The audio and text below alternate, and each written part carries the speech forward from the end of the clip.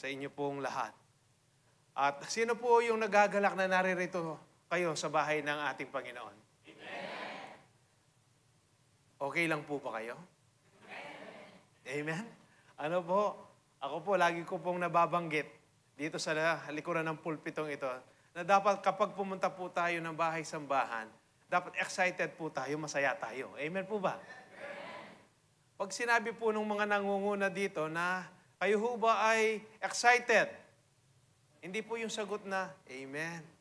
Wala pong excitement yung ganun na sagot, di ba? Para ho bang pag kinamusta kayo, kumusta ka na? Mayap. Mabuti ka ba nun? Hindi po, di ba? Pag sinabing kumusta ka na? Mayap. Oh, dapat meron pong energy. Amen. Kaya pag pumunta po tayo, huwag na po ninyong kakalimutan yan.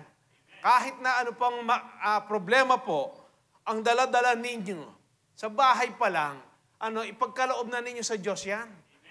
Amen po ba? Dapat sa bahay pa lang po, nagre-rebuke na tayo, nananalangin na tayo. Dahil hindi naman po talaga hihinto si Satanas na nakawin yung ating kagalakan. O kaya yung kasiyahan po natin para pumunta po tayo sa bahay-sambahan upang sambahin po natin ang ating buhay na Diyos. Amen po ba? Kaya reminder na naman po, ano po, kayo ho ba ay masaya? Ayan. No? Napalayas na natin si Satanas. Amen po ba? Amen. Yan. Wala siyang lugar dapat dito sa atin. Amen? Kahit na doon sa isipan natin, kahit na kayo ay inaantok, dahil pumunta kayo dito na para manambahan, gisingin ninyo yung sarili ninyo. Amen po ba? Okay? Muli po, nakaka-bless po yung bawat mga messages po, mga topic po natin, mga sermons po natin, na naririnig na ipinadala po o ibinigay ng ating Panginoong Jesus sa pangunguna po ng ating senior pastor. Bless na bless po tayo dahil noong unang Sunday po ng October, ating pong tinalakay kung paano po tayo sa harapan po ng isang buhay na Diyos. Sino ho ba ang nakakaalam dito o nalaman niya o nauunawaan niya ngayon kung sino siya sa harapan ng Diyos? Na siya ay isang anak ng Diyos. Buhay na Diyos. Alam ho ba ninyo yung being, yung pagkatao mo sa kaloob-looban mo, yung inner being na sinasabi po natin? Dapat po iyan ay umaayon, nakikiisa kung yung gusto natin. Kung gusto po natin o dinidesire po natin na malaman natin ng buong buo o kumpleto ng malaliman kung sino ang Diyos po natin, dapat yung inner being na yan, utusan mo. Katulad po ni Haring David, nung sabihin niya, "Bless the Lord, O my soul, and all that is within me." Purihin mo o kaluluwa ko. Ang Diyos mo. Dapat ganyan din po tayo. Kapag tayo po ay tinatamad, utusan natin yung sarili natin. I-rebuke po natin yung espiritu ng katamaran. Amen po ba? Kaya nga po yung I am a child of God. Sino po yung mga anak na ng Diyos ngayon? Buhay na Diyos. Yan. Magaling dito, malakas mag-amen. Dapat lang po, kapag tinanong po tayo, ikaw ba ay isang born again? Dapat pinagmamalaki natin. Hindi po yung born again ka. Itang bala mo, mga pito ka. Yung bang nangliliit kapag tinawag kang born again? Dapat hindi. Anak ka ng Diyos eh. Buhay na Diyos. Sino ba yung may anak sa iyo? Hindi ba yung may lalang ng langit at ng lupa? Hindi ba yung the name above all names? The King of Kings? The Lord of Lords? Your Savior? Your Healer? Hindi ho ba? Dapat pinagmamalaki natin yan. Dapat proud nga tayo eh. Hindi po yung pag tinanong ka, born again ka? Ang tagal mo naman sumagot, kapatid. Bakit hindi mo masabi na, yes, dapat nakalabas yung dibdib? Proud ka? Hindi yung nakatago. Wow.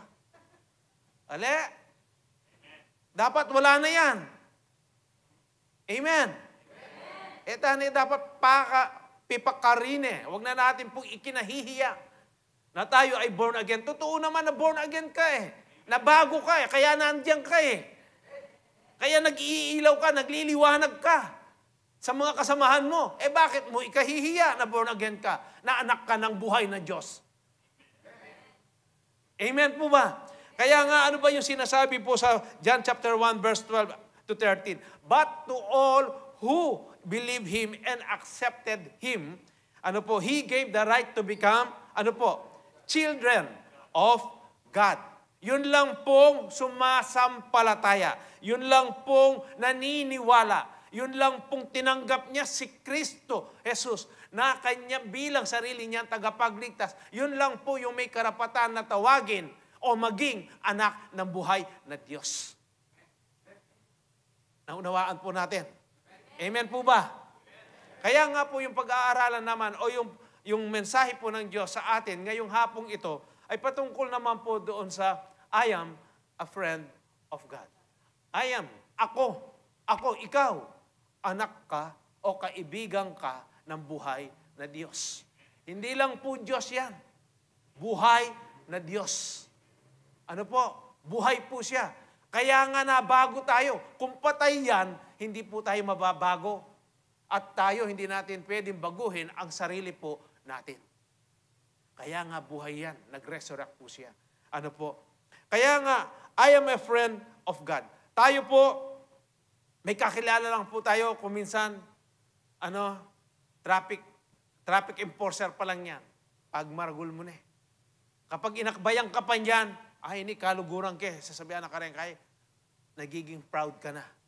Kung naging barangay captain pa yan, kagawad, vice mayor, mayor, governor, vice governor, naging presidente pa yan. Kapag inakbayang ka niya, tapos pinakilala ka niya, ito, kaibigan ko ito. Hindi ba nakalabas yung iyong salo? Yung iyong dibdib? Di ba? Proud ka. Pagkatapos kang inakbayan, bumalik ka na doon sa upuan mo, kaya tapos na yung, kung ano man po yung ginawa ninyo, inakbayan ako ng presidente, pagmaragol na ako, ikit na nga din buong Pilipinas. Ganun ka pa. Tayo kaya bilang anak ng Diyos, kaya ho ba natin gawin yon? Na ipagmamalaki natin na tayo, anak tayo ng buhay na Diyos? Kaibigan natin? Kaibigan ako ng buhay na Diyos? Napagmamalaki ho ba natin yon? O patago po natin pinagmamalaki? Secret. Dapat sa panahon pong ito, bulgaran na. Bulgaran na. Ipakilala mo na ikaw ay tunay na anak ng Diyos. Hindi mo kinahihiya yung kaibigan mo na kahit kailan hindi kanya pinabayaan. Dapat po ganyan ang ating mindset. Ganyan po yung ating ugali, yung karakter po natin. Ano ho ba ang sinasabi ng Romans chapter 5, verse 10 up to 11?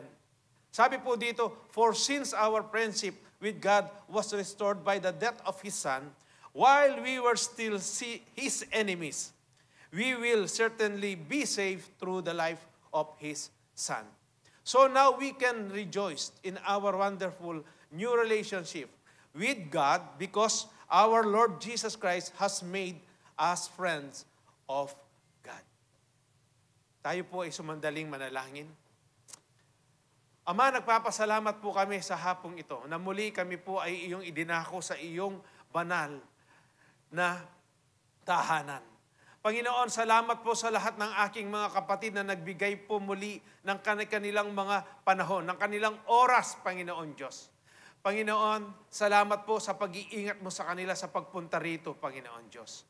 Panginoon, nagpapasalamat din po kami doon sa aming mga kapatiran na nanonood na naka-online, Panginoon, sa kanilang mga tahanan. Lord, kumilos din po kayo sa kanila, Panginoon. At nawa, Panginoon, ibigay po nila yung 100% po nila na pakikinig sa iyong mensahe sa hapong ito.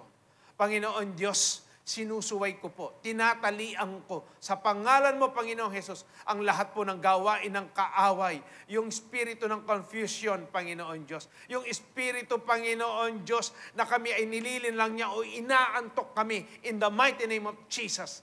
Lord, akin po, Panginoon, tinatalian o tinataboy ito sa aming kalagitnaan in the mighty name of Jesus. Lord, dalangin ko rin po, Panginoon Diyos, na kayo po, Panginoon, ang manguna sa akin, Panginoon. Cover me with your precious and mighty blood, Lord. Panginoon, ang salita mo ang siyang magiging salita ko po, Panginoon Diyos. Panginoon, ang kapangyarihan mo ang siyang maranasan ng bawat isa't isa sa amin, Panginoon. Holy Spirit, kayo po ang inaanyayahan namin sa aming kalagitnaan. Kumilos po kayo, Panginoon Diyos. At kung sino man po yung merong kabigatan na dala-dala nila, Panginoon Diyos, sa kanilang mga puso, in the mighty name of Jesus. Lord, amin po, Panginoon, inilalagak ito lahat sa inyo, Panginoon. Dahil ang sinabi mo, kung sino man po, Panginoon, yung may kabigatan sa amin, may mga problema sa amin, ilapit namin, dalhin namin sa inyo, Panginoon, upang matutunan namin ang iyo, Panginoon Diyos, ang iyong kagaanan, Panginoon Diyos. Lord, ito po yung aming dalangin. Maraming salamat po, Panginoon Diyos. Lukuban mo po ako ng iyong makapangyarihan na Espiritu Santo. Salamat po, Panginoon. Salamat po. Amen. Amen. Sa Romans chapter 5 verse 10 hanggang 11 po, sinasabi dito, for since our friendship with God was restored by the death of His Son, na-restored po yung ating relationship, yung ating pagkakaibigan, sa ating Diyos noong mamatay po ang ating Panginoong Jesus doon sa krus ng Kalbaryo. Restored. Na-restored po yung ating friendship sa ating Diyos Ama. Noon pa pong makasalanan tayo. Makasalanan pa lang tayo po. Ni-restored na po yan ng ating Panginoong Jesus. Na-restored na po sa pamagitan po ng ating Panginoong Jesus. Ganyan po tayo kamahal ng isang Diyos na buhay. Amen po ba? Kaya dito sabi niya, while we were still enemies, we will certainly be saved through the life of His Son. Kanino po buhay? Sa buhay po ng kanyang anak. Sino itong anak na kanyang tinutukoy? Walang iba kung hindi po ang ating Panginoong Heso Kristo. Kaya nga po dito, so now we can rejoice. Kayo ho ba ay nagagalak? Kayo ho ba ay natutuwa? Dahil po, dito sa panibago o kahangahangang panibagong relasyon ninyo sa ating Panginoon? No bang tinanggap po ninyo ang ating Panginoong Heso Kristo bilang sarili ninyong tagapagligtas? At ngayon po ay nararanasan ninyo yung kahangahangang relasyon ninyo sa ating Panginoon. Panginoong Jesus. Nagagalak ho ba kayo? Nasisiyahan ba kayo? O nalulungkot po ba kayo? O lungkot na lungkot kayo? O pinagsisisihan ninyo? Bakit nagkaroon pa kayo ng relasyon sa ating Panginoon? Sino po yung nasisiyahan? Dapat lang po. Dapat. Masayang masaya po tayo. Bakit? Dahil nga meron kang isang kaibigan. Hindi lang basta-basta kaibigan. Siya po, yung name above all names, yung pangalan niya, name above all names. He is the creator of everything. He created everything. Hindi mo ba dapat ipagmalaki? Hindi ka ba dapat masihayahan?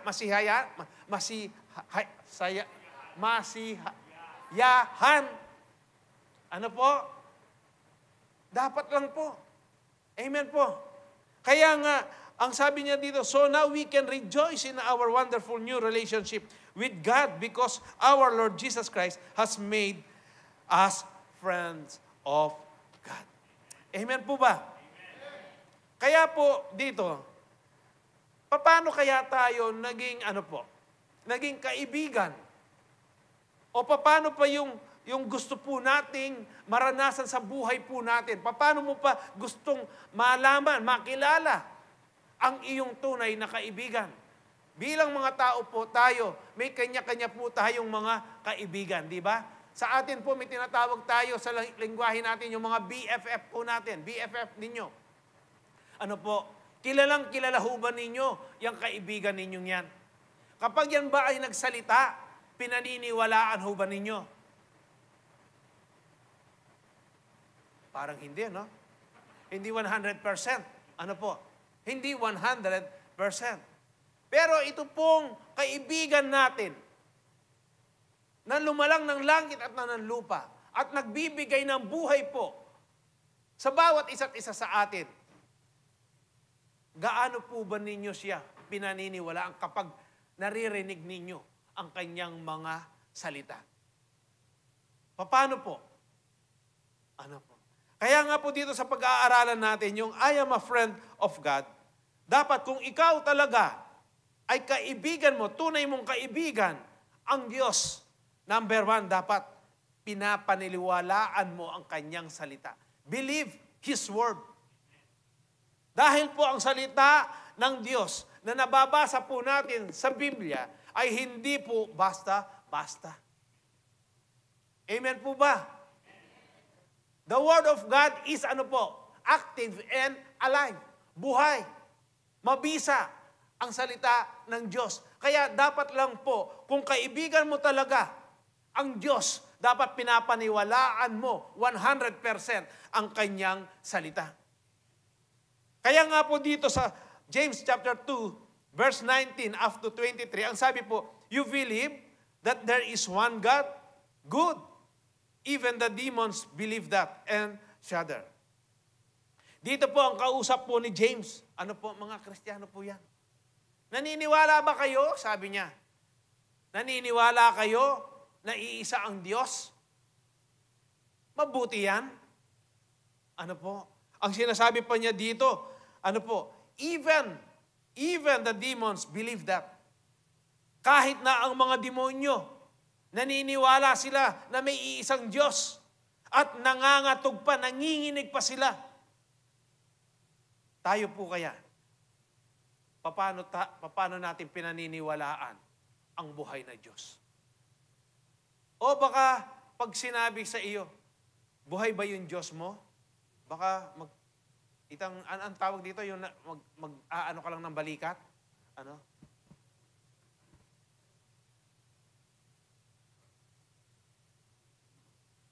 Dapat po, mas daig pa natin ang mga demonyo.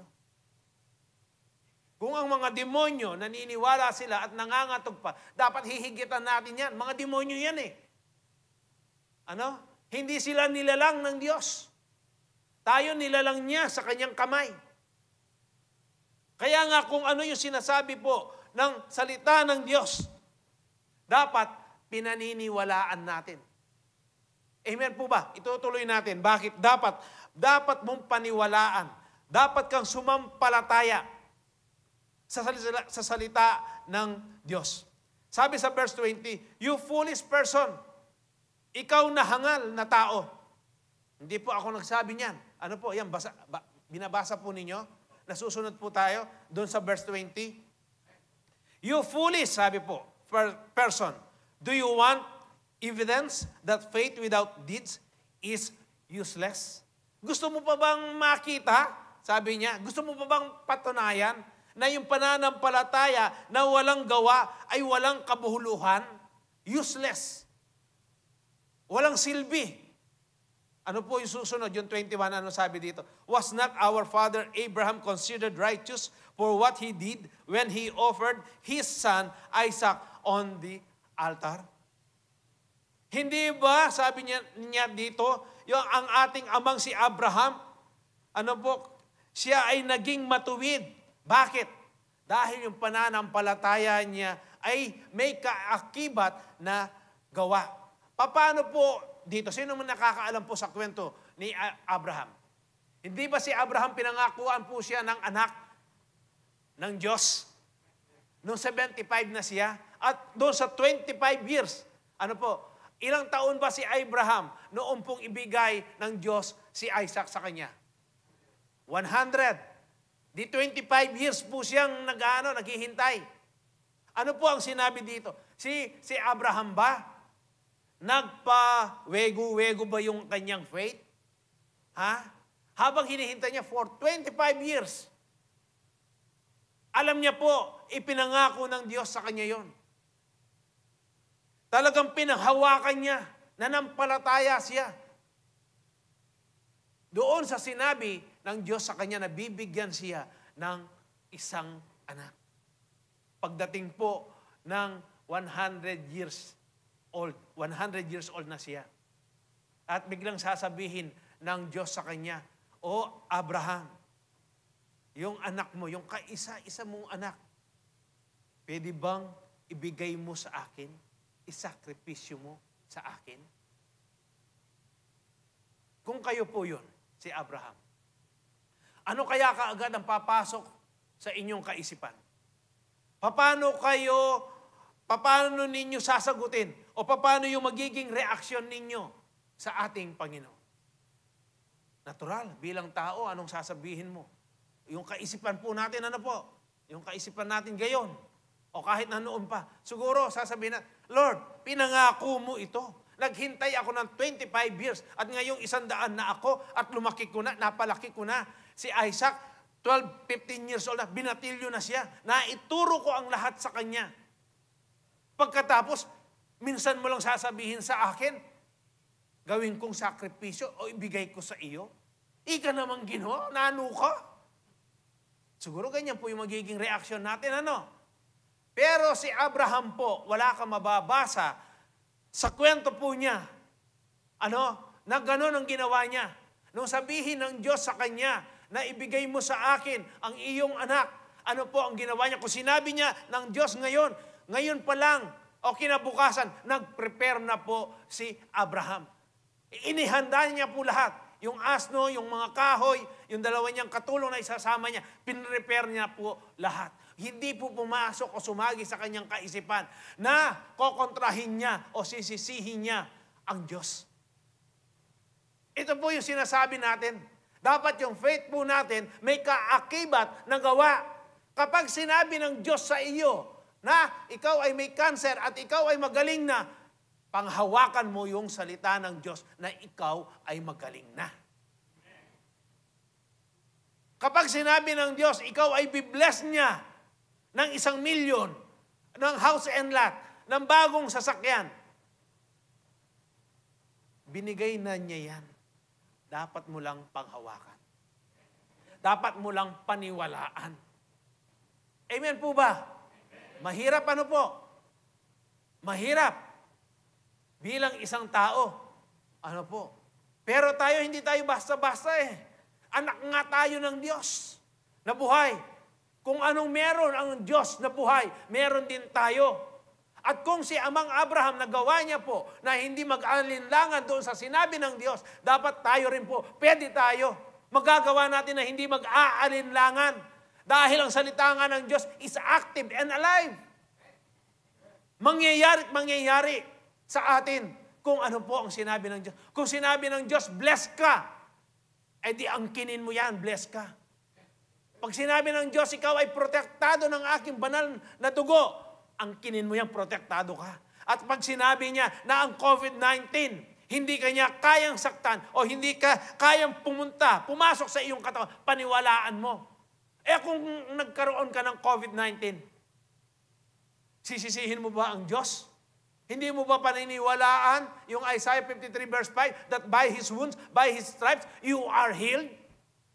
Hindi mo ba kayang paniwalaan yon, panghawakan? Amen po ba? Dapat ganito po yung faith natin. Merong kaakibat. Kaya nga noong sabihin ng Diyos kay Abraham, ibigay mo sa akin, ihandog mo sa akin yung anak mo na si Isaac. Kinabukas, inayos na niya lahat ang dapat niyang dadalhin. Pumunta ka doon sa lugar na pupuntahan ko, sasabihin ko sa iyo. For 3 days naglakbay po sila. Kasama niya yung katulong niya si Isaac at yung mga karga-karga po nila yung panggatong. Ano po, pagdating nila doon sa lugar na yon, doon po natin makikita na talagang si Abraham, si Amang Abraham, hindi po nag-wave. Hindi nabawasan ang kanyang pananampalataya sa Diyos. Kahit na naglalakbay sila, hindi po sumagi sa kanyang kaisipan yung pag-aalinlangan, yung espiritu ng doubt, ng unbelief. Hindi pumasok yan. Dire-diretso lang po siya. Kasi alam niya, buhay ang Diyos niya.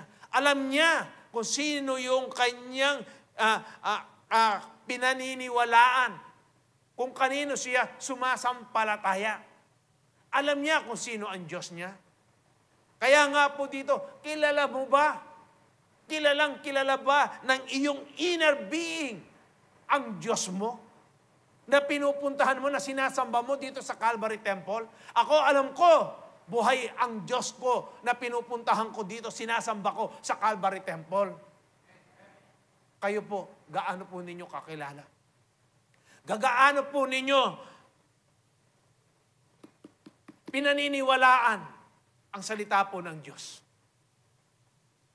Ganito po ang sinasabi dito. Believe His word. Kaya nga po nung ginagapos na si Isaac ni Abraham, hindi man pumapalag si Isaac. At nung hinigana niya doon sa altar ng ginawa niya, hindi pa rin pumalag si Isaac. At nung akmana niya pong sasaksakin si Isaac, nagsalita po ang Diyos. Huwag mong saktan ang batang yan. Doon po nakita ng Diyos na kayang-kayang ipagkaloob ni Abraham kahit na po yung pinakamamahal niya pang anak, kaisa-isa. Hinintay niya na for 25 years na maganap yung pangako ng Diyos. Hindi nag-wave.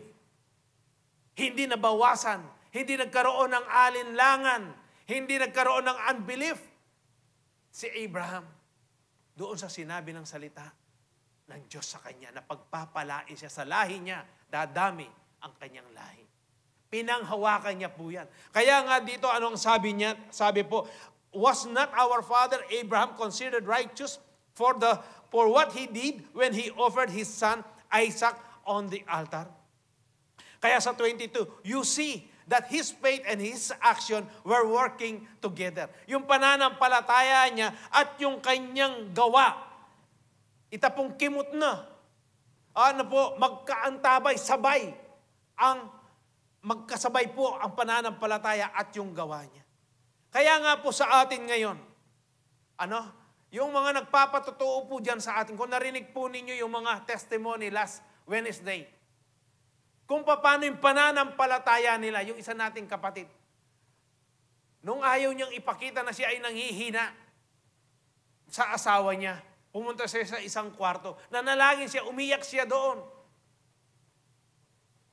Doon, ang sabi ng Diyos, tanggalin mo yung mga face mask, face shield mo.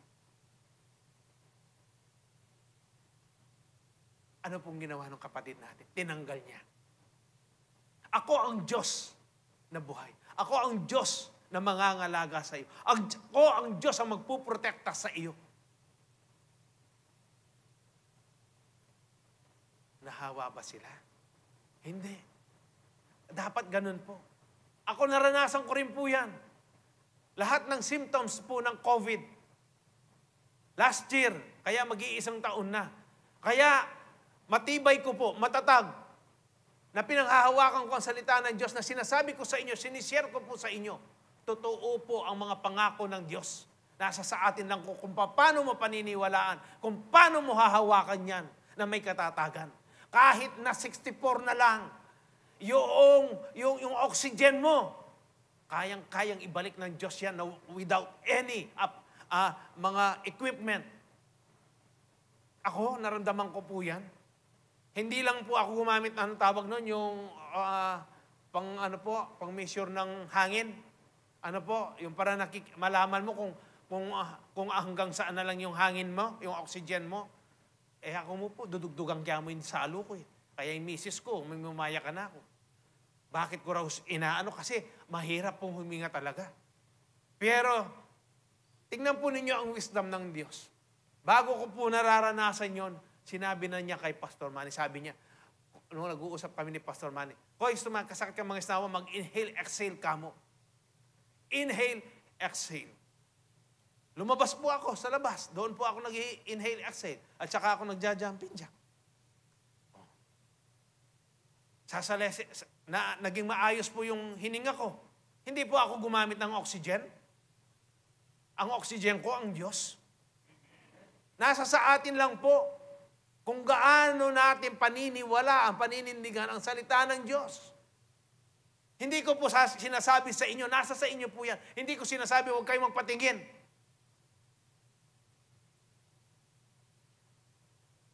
Level of faith po natin ang pinag-uusapan. Si Abraham, doon na po sa puntong papatayin na niya yung anak niya. Alam pa rin niya na magbibigay pa rin ng isang tupa o isang yung ram. Usa. Alam ng Diyos yun. Alam din ni Isaac. Alam nila na magpo-provide ang Diyos. Kaya nung akmana niyang papatayin yung kanyang anak, nakita ng Diyos ang buong 100% ng pananampalataya ni Abraham sa kanyang buhay na Diyos. Yun po yung gustong makita ng Diyos sa atin. Kung talagang kaibigan mo siya, paniniwalaan mo, paninindigan mo ang kanyang salita. Ano po ang sabi dito sa verse 23? O doon sa 22, doon po sa kasunod. And his faith was made complete by what he did. Naging kompleto po yung pananampalataya ni Abraham nung makita ng Diyos na talagang papatayin niya yung anak niya. Kayang-kaya niyang ihandog sa Diyos si Isaac. Ano po ang sabi ng 23? And the scripture was fulfilled that says, Abraham believed God, and it was credited to him as righteousness, and he was called God's friend. Amen po. Pag nakita po ng Diyos sa atin na talagang yung pananampalataya natin, kahit pala itong pinakamamahal mong sasakyan, kayang-kaya mong ibigay sa Diyos kapag hiningi ng Diyos. Yung natitira mong pera sa pitaka mo, kapag sinabi ng Diyos, ipagkaloob mo doon sa kapatid. Yung hindi ka na ba mag-a-ask ng question? Yung bang hindi mo nasasabihin, Lord, ito na lang po yung pera ko? Wala ka sa, susunod ka lang. Alam ng Diyos na kayang-kaya mo siyang sundin. Alam ng Diyos na ikaw ay tunay nga niyang kaibigan. Pinaniniwalaan mo kung ano yung sinasabi niya. At ang sinasabi po, ang iniuutos sa atin ng Diyos, kahit kailan, hindi po natin ipapahamak. Hindi po tayo mapapahamak. Hindi po tayo mapapasama. Kapag sumunod ka, may blessing. Sigurado po yan. Amen po ba? Kaya nga sa John chapter 15, verse 14 after 15, you are my friends if you do what I command. Ang sabi po dito, I no longer call you slaves because a master doesn't confine his slaves. Now you are my friends since I have told you everything the Father told me. Ano ho ba yung sinabi ng Diyos sa atin? Mababasa lang po, malalaman natin yan dito. Pag nagbabasa po tayo. Ano ba ang sabi ng Diyos? Mahal ka niya. Mahal niya ako. If you abide in me and I abide in you, ano man yung inyong hilingin, ibibigay ba ng Diyos? Ibibigay ho ba ng Diyos? Ang kaibigan natin, pag sinabi niya po, tinutupad niya. Hindi po katulad natin. Sinabi natin, maya-maya lang, nag-iiba na po yung desisyon natin. Pero sa Kanya, talagang pag sinabi niya, I will bless you, ibibless ka po ng ating Panginoon. Nasa sa atin lang po yan. Ano po? Tayo bang lahat na naririto, even yung mga nanonood, ano po? Naranasan na ho ba ninyo na 100% na kapag sinabi ng Diyos sa iyo, protektado ka sa Kanyang banal na dugo, naranasan na ho ba ninyo na protektado nga ba kayo? Dapat po, 100% yan. Kung ikaw ay anak niya at kaibigan mo pa siya na matalik, dapat yung mga salita niya, pinaniniwalaan po natin. Walang doubt yan, walang unbelief po. Kaya nga, sabi po ng yung huling sentence po nung John 15, doon sa verse 15, since I have told you everything the Father told me. Kaya nga po, baka kung sasabihin ko pa po ito, mauubusan na po tayo ng oras. Kaya may assignment kayo. Ano ba yung sinabi ng Diyos sa inyo? Basahin po ninyo ang salita ng Diyos. At pagbulay-bulayan po ninyo ito. At ilagay po sa ating puso. Amen po ba? Pangalawa, bakit ikaw ay kaibigan ng Diyos? Una, dahil pinaniniwalaan mo ang kanyang salita.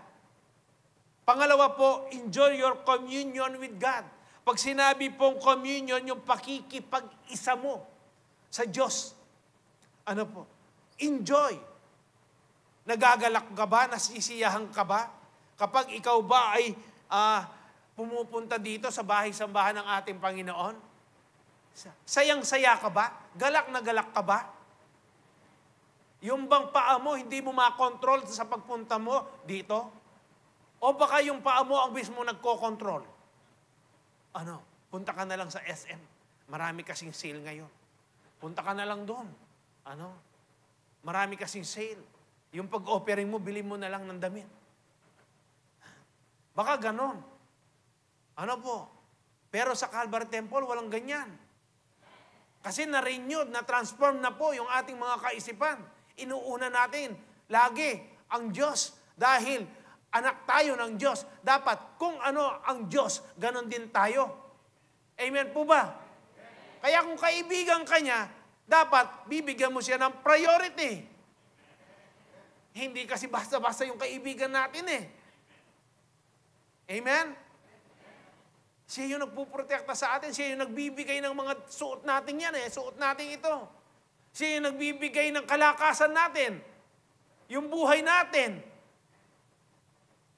Yung kinakain natin. Hindi ba dapat mag-enjoy ka? Kaya ano po ang sabi ng Genesis chapter 3 verse 8? Then the man and his wife heard the sounds of the Lord God as he was walking in the garden in the cool of the day. And they hid from the Lord God among the trees of the garden. Ano po yung gusto namin o gusto ng salita ng Diyos na bigyang emphasis po dito? Yung bigat. Yung sinasabi po, and yung the Lord God as He was walking in the garden in the cool of the day. Ang ibig sabihin, nung nilalang pala ng Diyos, si Eva at si Adan, at nilagay niya doon sa Garden of Eden, na kumpleto po ang lahat, nag-i-enjoy pala ang Diyos. Nakasama niya itong dalawang ito. Nag-i-enjoy siya, nakausap niya. Adan, Eva, kumusta ka na kayo? Adan, Eva, nag-i-enjoy ba kayo? Natural. Kaya nilalang niya ang tao para, para may sumamba sa kanya. Amen po ba? Kaya siguro sila, Eva at si Adan, ang laging sinasabi na pag tinatanong sila ng Diyos, nag-i-enjoy ba kayo o kumusta na kayo? Panginoon, Lord, masayang-masaya po kami. Napakasarap ng mga bunga. At pagkasama ka namin, pag nandiyan ka na, talagang payapang-paya kami, Panginoon. Tayo kaya, kapag nananalangin ka, kapatid, yung 3-minute prayer natin dito, kapag dinadala natin sa Diyos yung mga panalangin po natin, yung mga request po natin, nag-i-enjoy ba kayong nananalangin? Kinakausap ba ninyo ang Diyos? O hinahayaan lang po natin na yung nagli-lead ng prayer, siya lang yung nananalangin. At kaya tayo ay nakikinig lamang. Dapat po, tayo ay iisa. Nakikiisa. Kasi tayong lahat po, hindi lang po yung nagpipray dito, yung nagdadala doon sa mga prayer request natin. Tayong lahat, dapat nagkakaisa tayo. Amen po ba? Hindi po yung leader lang dito. Naunawaan po ba natin? Dapat nag-i-enjoy tayo kapag sinabing na manalangin po tayo. Ay Lord, makakausap na naman kita.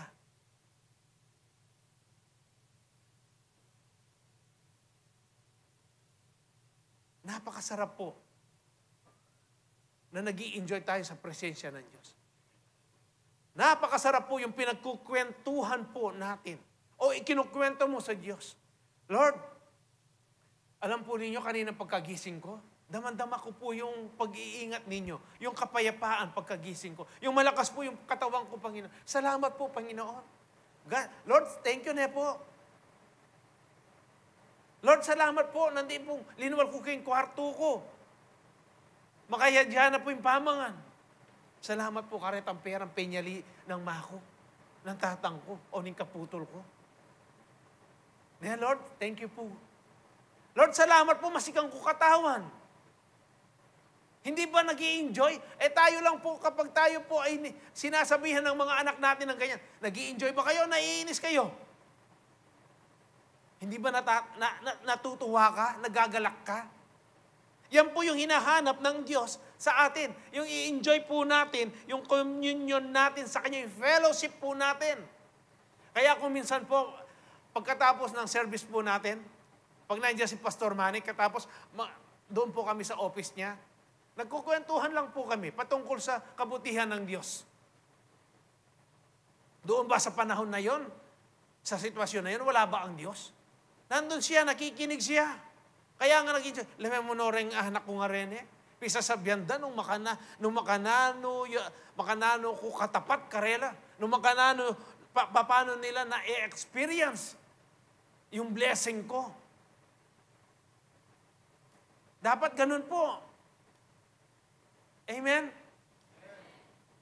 Hindi lang po yung lalapit ka Diyos, sa Diyos yun, palagi kang humihingi. Laging humihingi. Dapat marunong po tayo magpasalamat. Ano po? Amen? Kaya nga, nasabi rin po na, sa illustration ni Pastor Manny, na ang mga kapatid po nating mga Muslim, 3 beses daw silang nananalangin.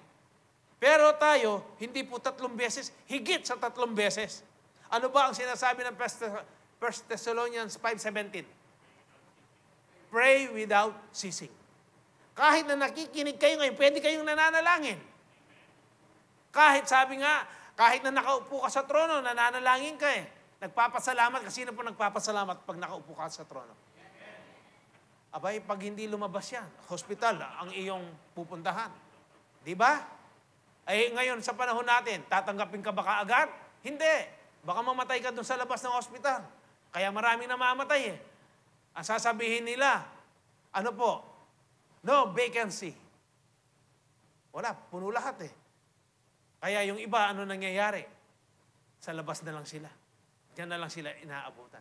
Kaya nga, dapat lagi po natin kinasasabikan yung fellowship natin sa ating Panginoon. Amen po ba? Kapag nasa sa atin po, kasama natin ang presensya ng Diyos, alam niyo, wala kang kapaguran sa pagkukwento ng kabutihan niya. Lagi kang masaya, lagi kang excited. Ano po? Kaya nga, ano ang sabi, dito po sa yung bang cool of the day, natural. Hindi ka mag-i-enjoy kapag nandun ka sa mainit na lugar, nakakwentuhan mo yung kaibigan mo. Kaya ang Diyos, talagang, tingnan po ninyo, the Lord God has, as He was walking in the garden, in the cool of the day. Ano po? Kayo, enjoy ba kayo niyan?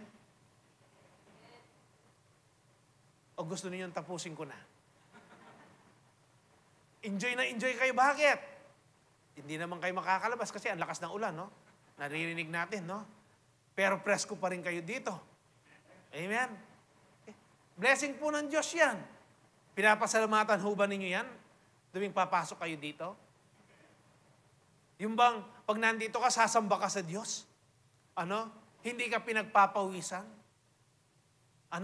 presko yung katawan. Lord, kanyaman pong sambagya ka. Kanyaman kining Calvary Temple, kimbinye mong sanktuaryo kaya kami. Masanting ne, marimlaya pa. May kakalugod la pa rin, dahil anak na kini. Nasabi na ho ba ninyo yun? Oli pa. O, sabihin nyo na kanyan na. Parang kayo dapat dasat ang pasalamat. Dapat namimiss natin lagi yung bang natin relationship natin, yung fellowship po natin sa ating Diyos. Ano po ang sinabi ng Hosea chapter 6 verse 6-7? I want you to show love. Gusto ko ipakita ninyo yung pagmamahal, yung pag-ibig, not offer sacrifices. Kaya nga po ang Diyos ang gusto niya. Yung pag-ibig natin sa Kanya ang makita po niya sa atin.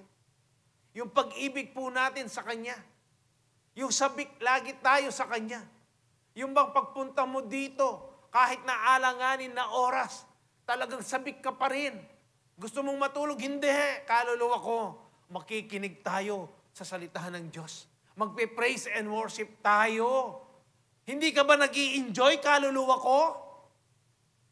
Pag nasa Calvary ka, nagpe-praise and worship ka, kung hindi ka nag-i-enjoy, inuutusan kita. Dapat ganyan yung mga attitude natin eh. Kapag sinabi po na praise God, hallelujah, excited ka mo rin, dapat sasabing, hallelujah, amen. Buhay ba ang Diyos ninyo? Automatic dapat yan. Mabilis ang sagot. Hindi yung pag-iisipan mo pang, amen. Ang ibig sabihin nun, hindi mo kaibigan, hindi ka pa anak ng Diyos. Pero ngayon, natututunan po natin, nalalaman natin kung sino yung mga anak ng Diyos at kaibigan ng Diyos. Amen po ba? Kaya dito po sa sa Hosea chapter 6 verse 7, I want you to show love, not offer sacrifices. I want you to know me more than I want burnt offering. But like Adam, you broke my covenant and betrayed my trust. Ang sabi po dito, I want you to know me. Gusto ko na malaman mo, makilala mo kung sino ako, sabi po ng Diyos. Sino po yung gumagawa nito, yung dinidesire niya, na makilala niya pa ang ating Panginoong Yesus. Si Paul po, mahigit 40 years po siya naglilingkod. Pero ano ang sabi niya? I want to know the power, Christ, the power of His resurrection and His suffering. Ano po? Gusto ko pang matutunan, gusto pang makilala yung kapangyarihan ng pagkabuhay na muli ni Kristo. Ang tagal na po niyan. Ano po? Ang tagal na niya nagmi-ministry. Pero gusto niya pang matutunan. Gusto niya pang malaman kung sino si Kristo. Ano pa yung magagawa ni Kristo sa buhay niya? Ano pa yung gustong ipagawa ni Kristo sa kanya? Dapat tayo po, ganyan tayo. Lord, ano pa yung... sabik na sabik po ako, Lord. Ano ba yung paggagawa mo sa akin sa araw na ito? Lord, ano paggagawa mo sa akin itong pag-uwi ko?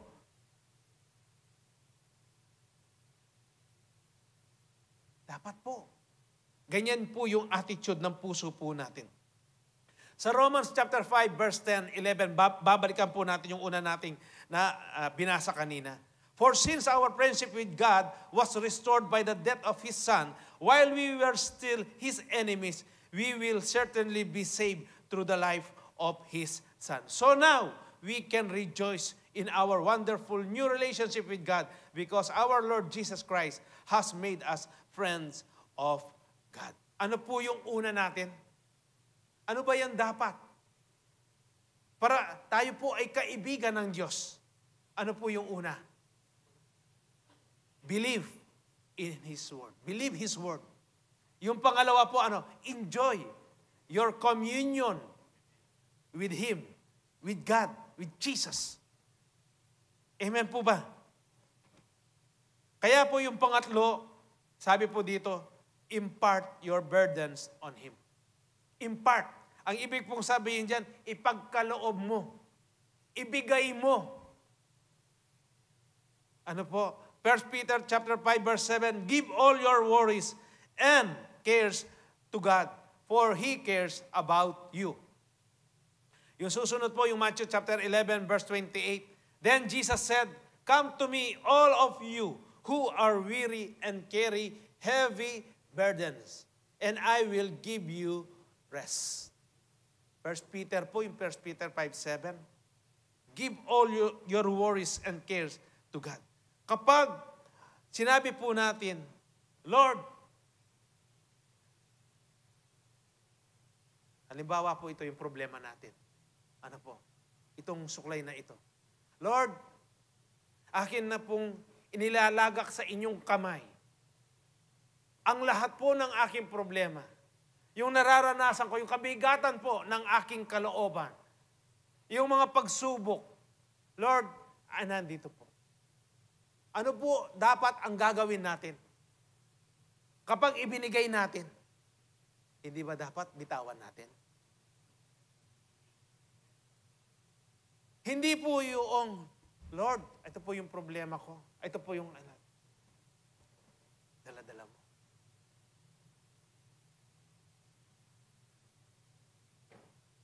Ang ibig sabihin nun, hindi mo pinagkakatiwalaan ang Diyos. Sinabi mo lang, para maibsan lang siguro yung kalooban mo. Pero, kapag tunay mong kaibigan, ano po, ang Diyos, Lord, nangangailangan po ako, ito po yung aking pangangailangan. 1,000 po, pambayad po ng ilaw. Ano po ang sabi dito? Give all your worries and cares to God, for He cares about you.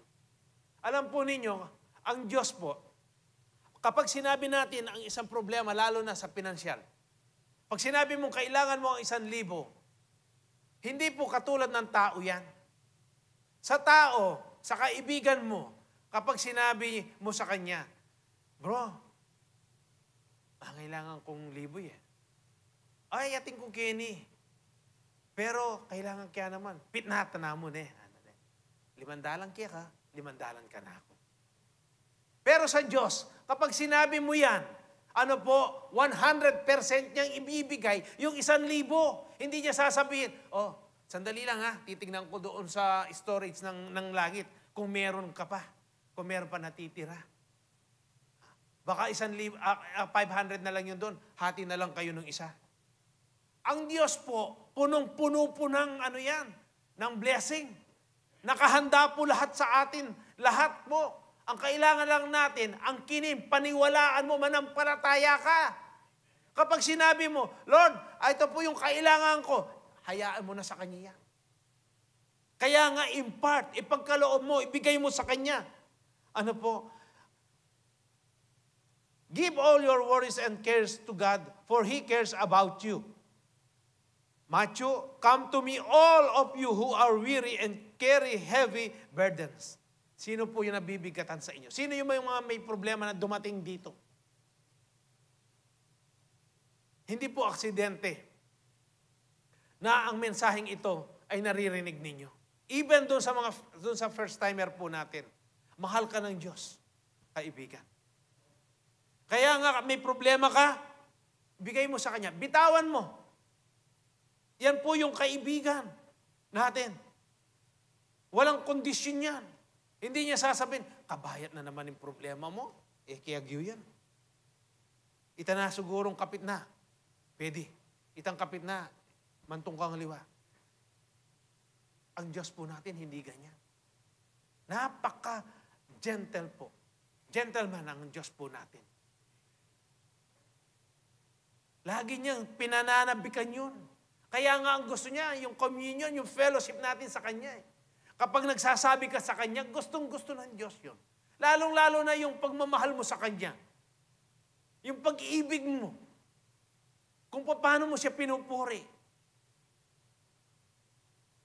Ito po yung isang tunay na kaibigan. Pang-apat po, Ano ang sabi? Yung una, believe in His Word. Enjoy your communion with Him. Yung pangatlo po, impart your burdens on Him. Pang-apat, neglect all your worries for tomorrow. Kapag binigay mo na sa Kanya, inimpart mo, binigay mo sa Kanya, binitawan mo, hindi mo titignan ng ganyan. Pinagmamasdan mo pa. Talikuran mo na po yan, neglect mo. Dahil alam mo, yung pinagsabihan mo, kung kanino mo nilagak, kayang-kaya niya pong bigyan ng kasagutan yan. Ito po yung sinasabi dito, neglect all your worries for tomorrow. Hebrews chapter 13, verse 5. Keep your lives free from the love of money and be content with what you have because God has said, never will I leave you, never will I forsake you. Amen po ba? Napakatindi po nito. Kaya yung problema, kapag inilagak mo na sa Kanya, ibinigay mo na sa Kanya, ineglect mo, bitawan mo, kalimutan mo na. Huwag mong binabalik-balikan, Lord, tapong problema ko. Ay, pa, segutan. Amo ko ng kepasibayo. Hindi ikaw ang gagawa ng paraan, hayaan mo nga eh. Kaya nga dyan natitest yung faith natin eh. Kaya dito keep your lives free from the love of money. Napunta tayo sa pera. Kasi ang pera, talagang, ito yung mapuwersa, sa buhay ng tao, na kayang-kaya niyang paikutin ang tao. Kaya nga po kanina nagsisiyo kami. Ang sabi po nung isang kasiyo ko, ang sabi niya doon sa hinahawakan niyang tao. Yung isa niyang kasamahan, sabi niya. Dahil ito nung isa nilang kasamahan po, ay ang daming pangangailangan. Ang sabi niya, nungi ka mo, di nanda kang adwang choice. Itang biye mo, o yung buhay mo, at yung trabaho mo sa ngayon, na sumasahod ka na ganyan. O yung, yung doon sa Facebook, yung bang sumasayaw, anong tawag doon? Macho dancer, na kumikita ng 150. O higit pa doon, isang sayawan lang. Ang sabi daw nung kasama nila, kita na ako munti-tira ka na. Ni-rebuke po siya nung kasiyo ko. Mo gagawan yan. Dakal may papahamak. Keng luluguran de, ing pera. Sabi ko nga, nakakatuwa. Pero mga argumento yan, mga lofty opinions po yan. Mga nagiging strongholds po yan. Kanino ba nanggaling yung ganun na pagre-reason, pagdadahilan? Kanino? Hindi naman galing sa Diyos yun.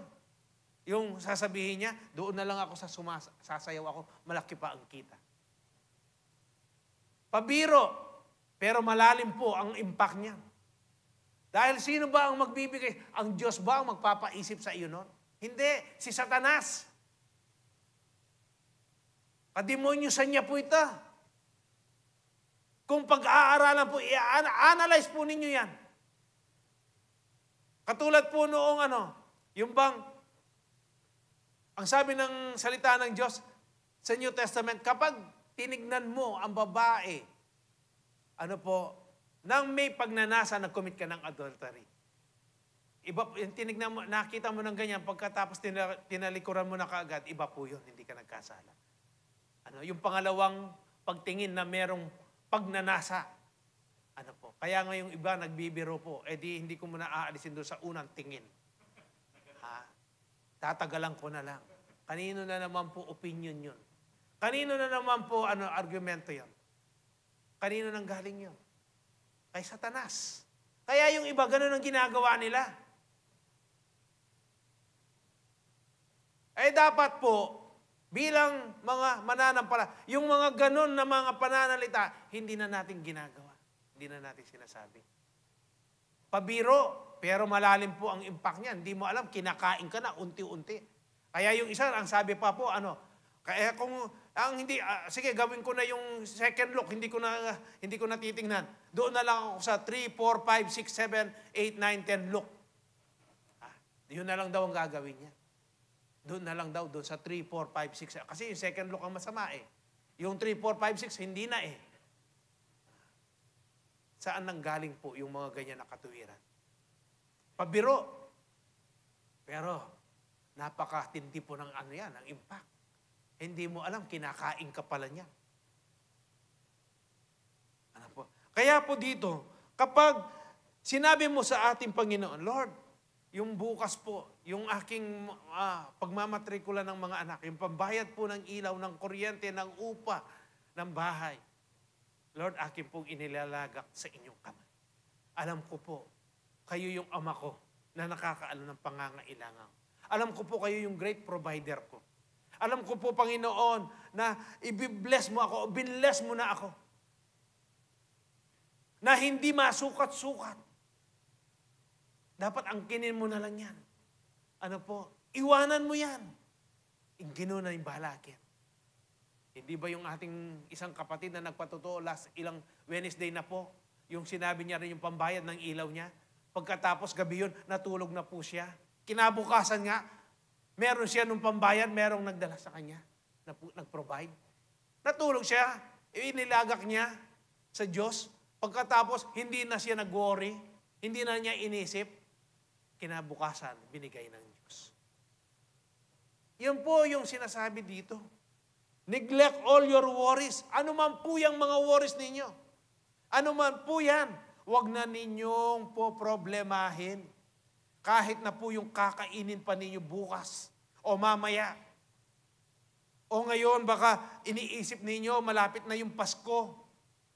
Wala kang pambili, wala kang trabaho, wala kang pambili ng mga damit. O isipan mo yan. Patuloy ka manampalataya, King Ginoo.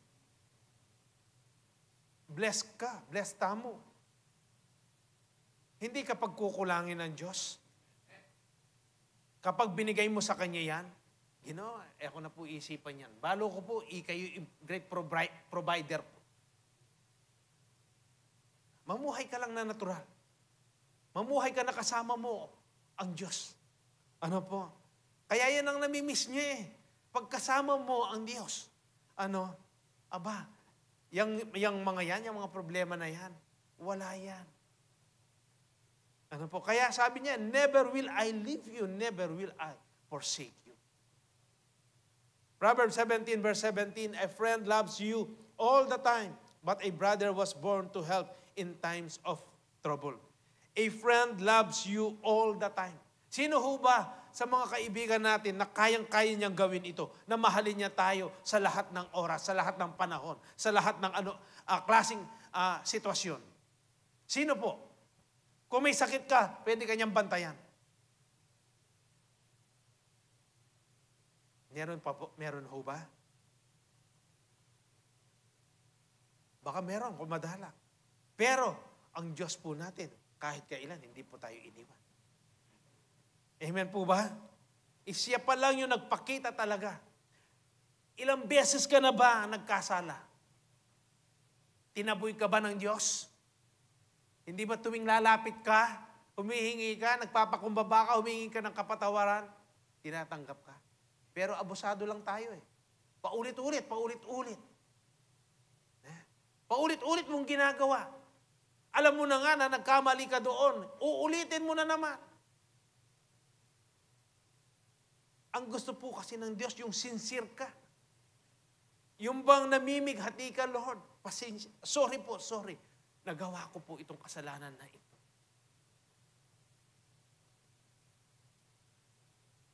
Hindi po yung pinaglalaruan mo lang, yung alam mo na ang Diyos mo, Diyos na mahabagin, pagkatapos, anong ginagawa mo? Parang niloloko mo lang. Magkasala ka, hingi ka ng tawad. Kahihingi mo pa lang ng tawad, nagkakasala ka na naman. Hindi po ganon. Alam po natin yan. Alam ng inner being natin yan. Kaya nga po, a friend loves you all the time. Ang Diyos lang po ang pwedeng magmahal sa atin sa lahat ng panahon. Isaiah chapter 46 verse 4, I will be your God throughout your lifetime. Hallelujah. Until your hair is white with age. Kaya wag ninyo ikahiya na may puti na kayong buhok. Ano ang sinasabi niya dito? I will be your God throughout your lifetime.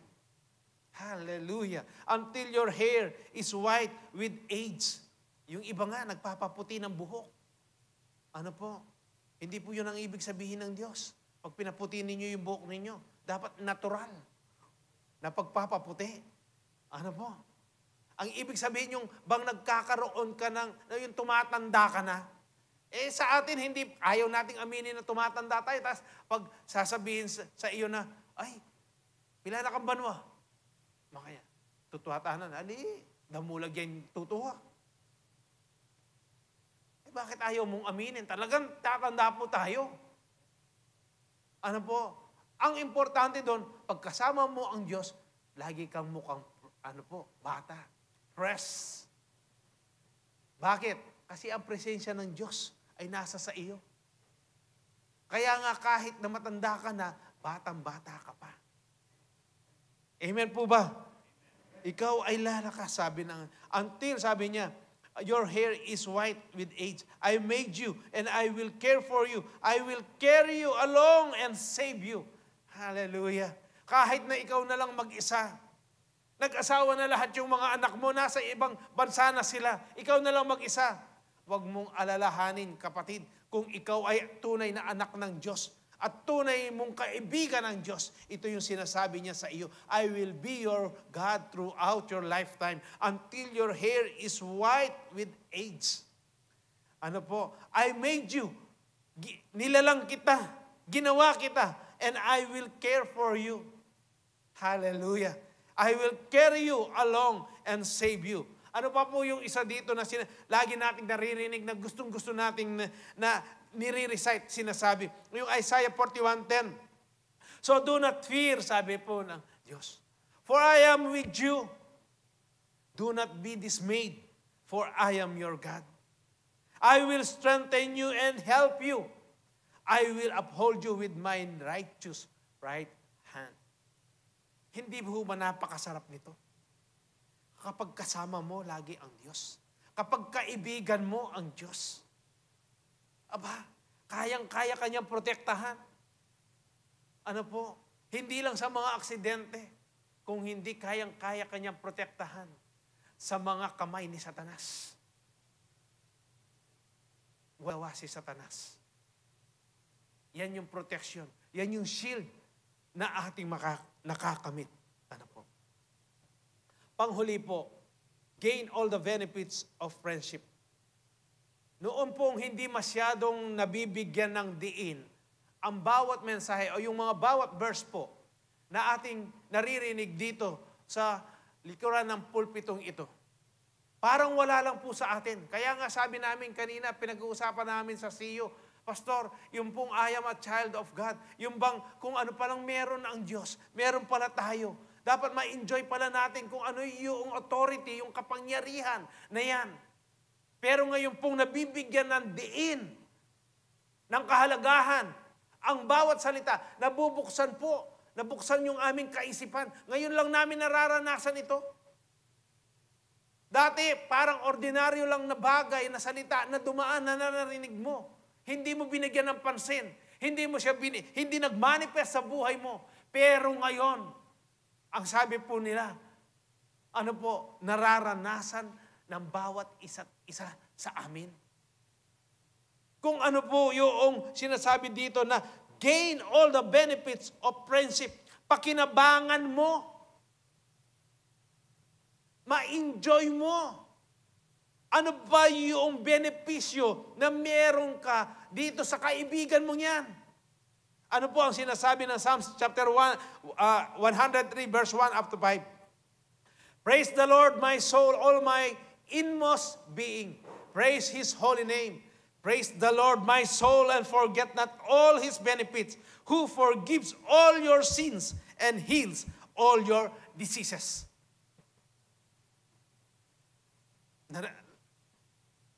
Nabasa po ninyo, narinig ninyo? Ano po yung sabi doon sa verse 2? Praise the Lord, my soul, and forget not all His benefits. Ano po yung benefits na yan? Who forgives all your sins and heals all your diseases. Amen? That is the benefits na dapat nating matutunan, malaman. Ano pa yung mga ibang benefits na yan? Yung Luke chapter 10 verse 17 po. Ano po yung authority? Yung divine power. Yung masigit na makapangyarihan yung nasa sa atin kesa yung hari ng mundong ito. Ano pa? Yung nagpapala sa atin ng sobra-sobra na hindi natin masukat-sukat. Mga benefits po yan. Ano pa yung mga benefits na yan? Protektado ka sa dugo niya. Sa pangalan pa lang ng ating Panginoong Hesus, lumalayas na ang mga demonyo. Meron kang kapayapaan sa iyong sarili na hindi kayang ibigay ng mundo kahit na bilyon, trilyon pa yan. Hindi kayang ibigay ng mundo yung kapayapaan na nagmumula sa ating Panginoong Hesus. Mga benefits po yan. Naunawaan ho ba natin? Na kapag lumapit tayo, meron tayo ngayong karapatan na lumapit sa ating Panginoon diretso. Hindi na tayo nag-aalay ng mga ano-anong klaseng mga hayop.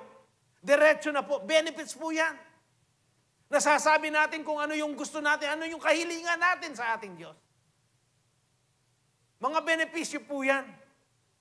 Hindi na tayo dapat pumunta pa sa isang tao na sabihin natin sa Kanya. Yung pangangailangan natin, yung mga kasalanan natin, diretso. Ano pa yung benefits? Tayo ay naging matuwid sa pamamagitan ni Kristo. Tayo ay nakakagawa ng mga mabubuting bagay. Dahil ano po, yan po yung resulta ng kaligtasan natin. Ang daming benepisyo po. Na dapat nating matutunan, malaman po natin.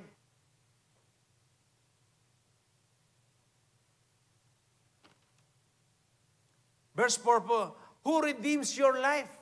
Ayan po, benefits. From the pit and crowns you with love and compassion. Who satisfy your desires with good things so that your youth is renewed like the eagle. Yan po yung benefits. Iilan pa lang yan. Pero nakasummarize po. Kung uunawaan po natin yan, uunawain po natin. Napakarami po ng benefits. Na sa iilan lang ba tayo? Iilan lang ba tayo dito? Ilang libo tayo dito? Ang kongregasyon ng Calvary Temple. Dapat kung mahigit po tayong 1,000, kung 2,000 man tayo, ano po, dapat ang lahat niyan, nararanasan natin yung benefits na nanggagaling sa ating pinaka-best friend po natin.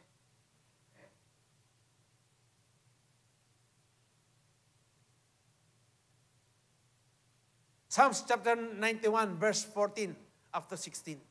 Because He loves me, because He loves you, says the Lord, I will rescue him, I will protect him, for he acknowledges my name.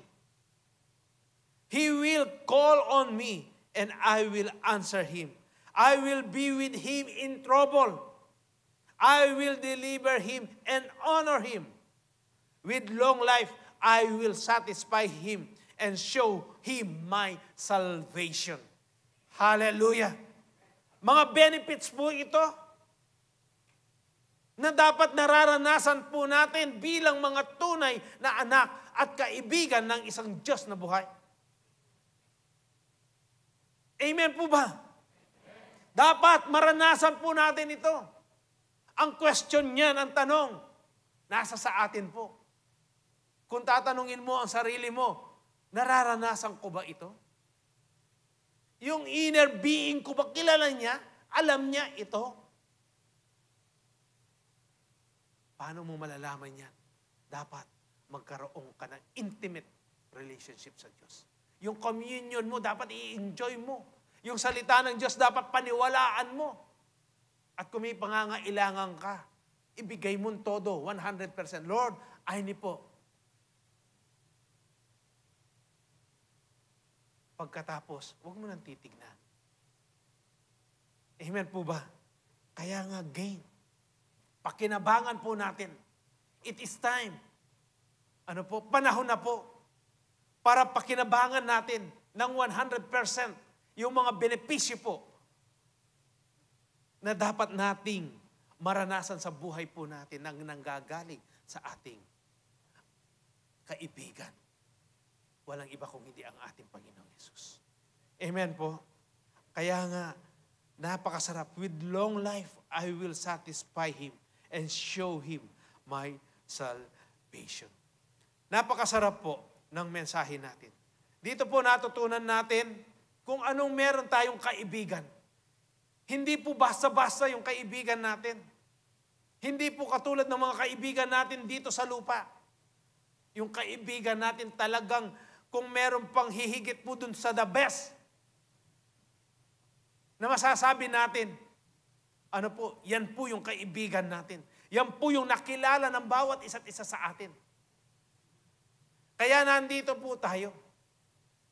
Kaya nga po dapat, kilalanin mo yung inner being mo. Yung inner being po natin. Dapat kilala niya kung sino siya sa harapan ng Diyos. Kapag nakilala mo yan, ito pala, anak pala ako ng Diyos. Kaya dapat ipagmalaki ko, pag tinawag akong born again, ilalabas ko yung aking salong, yung aking dibdib. Ang aking mukha, ang aking noo, dapat nakataas. Sasabihin ko, born again ko bro. Bisa ka? Aranasan yan naman nung nanimburin na sabihan ng born again. Hindi po natin maipagkakaila kapag tayo ay tunay na born again. Sa buhay pa lang po natin, nakikita na yan. Amen po ba? Nakikita nila na meron tayo talagang Diyos na buhay. Marami na pong nagpatotoo. Even to the point ng death o ng kawalan. Nung inilagak nila sa kanilang Diyos. Sa ating Diyos. Pinagkatiwala nila ang lahat. Naniwala sila sa salita ng Diyos, ng kanilang kaibigan. Na-enjoy po nila lahat ng benepisyo ng ating Panginoon. Yung healing, yung protection, yung provision, yung guidance, yung leading of the Holy Spirit, na-enjoy po nila yan. Tayo pong lahat mai-enjoy natin yan. Yun lang po. Yung inner being natin. Ayusin po natin. Dapat ito yung inner being na yan. Number 1 siyang kumokonformity. Yes, yes, yes, yes. Walang doubt. Amen po ba? Sige po, mag-review tayo. Paano po yung I am a friend of God? Paano ka naging friend ng Panginoon? Una, believe His word. Pangalawa, enjoy your communion with Him. Impart your burden on Him. Neglect all your worries for tomorrow. And panghuli po, gain all the benefits of friendship. Amen. Sino po ang na-bless? Sino po yung inaasam niya ang mga ganitong benepisyo sa kanyang buhay magmula ngayon? Amen po ba? Napakabuti po ng Diyos sa bawat isa't isa. Sige po, palakpakan po natin ang ating Panginoon. Tayo pong lahat ay tatanggap ng banal na communion. Sige po, habang tayo pong lahat ay tumayo, habang inaawitan po tayo ng ating mga worship team,